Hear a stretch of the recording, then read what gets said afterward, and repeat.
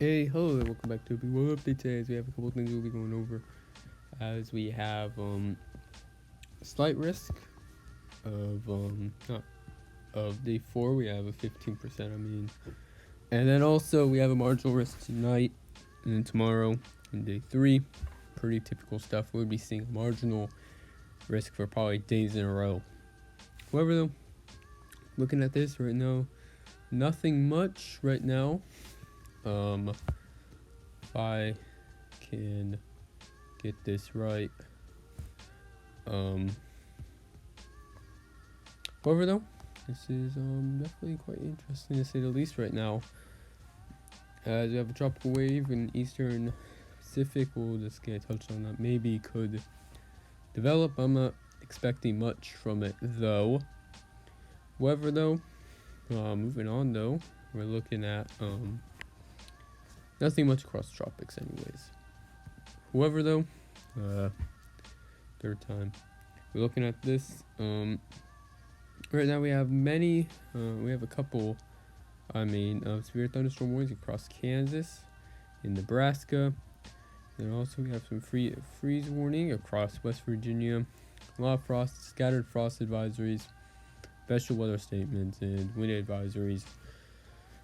However, though, moving on to and now frontal analysis right now, we're looking at quite the I have a system over Nebraska right now, bringing in some not severe weather. We had a trip point really.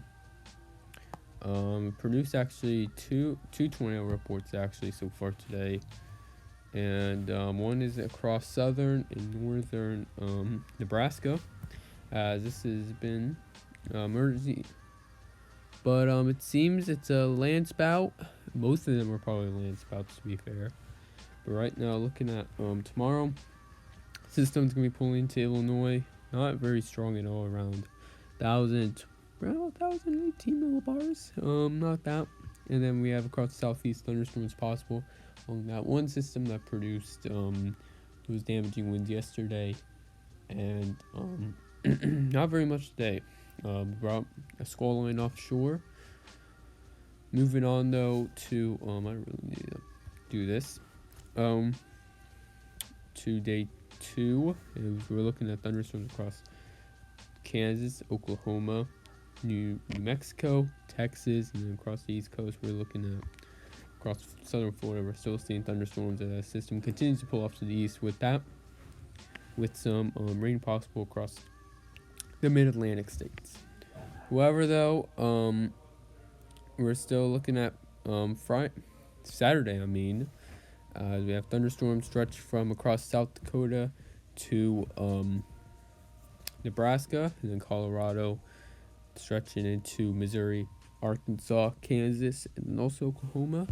Right now, this is a pretty deep trough. It's expected to move through.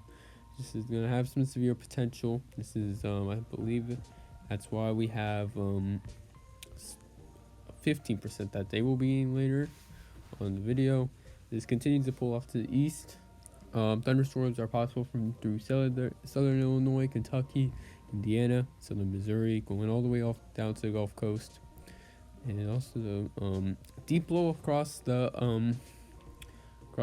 maybe towards Nova Scotia and Newfoundland. That's going to be producing as it rapidly deepens, maybe some winds across Maine, but it's. However, though, as we move on to Monday, we're looking at thunderstorms across the Gulf Coast, Colorado, Wyoming, and Mid-Atlantic. So Florida, of course. As we have ridging across the Canadian-U.S. border over by that'll be deflecting any really precipitation across the Midwest. However, though, moving on to Tuesday, that high is going to continue to move down to the southeast, as right now we're still looking at thunderstorms across the Gulf Coast, as this is more of a stationary boundary for that day, but as it's going to be dragging along on the cold front, as it's going to be bringing in cooler temperatures, as presented on day 7 or Wednesday. We're looking at still thunderstorms across the Gulf Coast, but we're definitely seeing that pretty strong cold front. Seeing a lot of high pressure definitely across the Rockies and the southern plains. However, though, that's really for the 7 day expected in the next 7 days. We're moving on to severe potential as I'm going to get pulled up. However, though, looking at this, we're seeing a marginal risk today across Texas, Oklahoma, Kansas, Nebraska, and then also for Colorado, Virginia, Maryland, Delaware, New Jersey. Day 2, marginal risk across Florida, Arkansas, Tennessee, Kentucky, Indiana, Illinois, Missouri. Marginal day 3 for Kansas, Oklahoma, Texas, and Colorado. And then day 4, we have a 15% across Missouri, Oklahoma, and Kansas. So right now, the next 4 days is looking, day 1 through 3 is looking pretty meh. Day 4 is looking to be Right now we have less than 2% chance of tornado, 5% wind, 5% hail. So the hail threat's gonna be more throughout Nebraska, moving on to plain states, while wind is gonna be the bigger issue across the Mid-Atlantic. However, though, moving on, this is not the only day of severe weather. As we're moving on to day 2, as we're looking at 5% wind, 5% hail.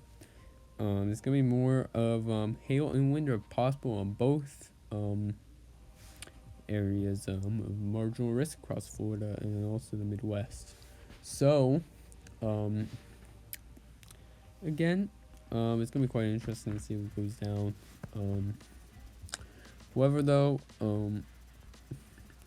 we're looking at 5% probabilistic right now. Is looking at the forecast discussion. It's gonna be more of severe. It's gonna be more of large hail and strong winds are gonna be the main issue. Damaging winds are gonna be the main issue with as we do as uncertainty is it's a lot of uncertainty on what could happen as we could be seeing a supercell or 2 that day. However, though, looking at day 4, looking at 5% of force, and it's gonna be starting out as large hail, tornado threat, and then it's gonna be starting to move into strong damaging winds will become the main threat after according to forecast discussion. But that's really how I can recap the weather and severe weather on the next 4 days. As we move on to the next 7-day rainfall, we're looking at pretty heavy totals across Illinois through West Virginia, moving all the way down to the Gulf Coast. So, but majority of the rain is actually going to be occurring more on like day 4 through 7. We are not looking at much.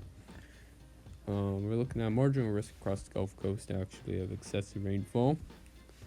So across southern Mississippi, Alabama, Peninsula, Florida, and we're looking at 5% marginal, 10%. But turn around to drown. Flashpoint is one of the leading killers in the U.S. in terms of. So that's my daily message I have to say. But looking at the 6 to 10-day outlook for temperatures, we're looking at much below average across the East Coast. Across Florida and the West Coast, we're looking at way above average. So right now, this pattern is definitely something as this cold wave is gonna finally move to the east. As that'd be good, really. But temperatures are gonna pretty much rise. But looking at the probabilistic for precipitation, we're looking at above average across the southeast, across the west coast below average, and across the Great Lakes region we're looking at below average as well.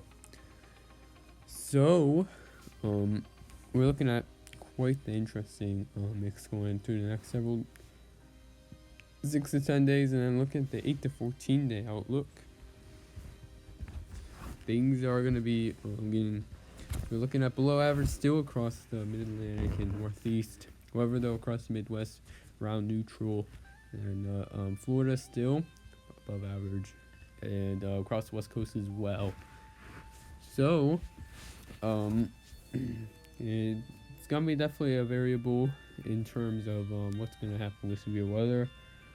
But looking at the precipitation outlook for the next 8 to 14 days, we're looking at above average across the majority of the U.S.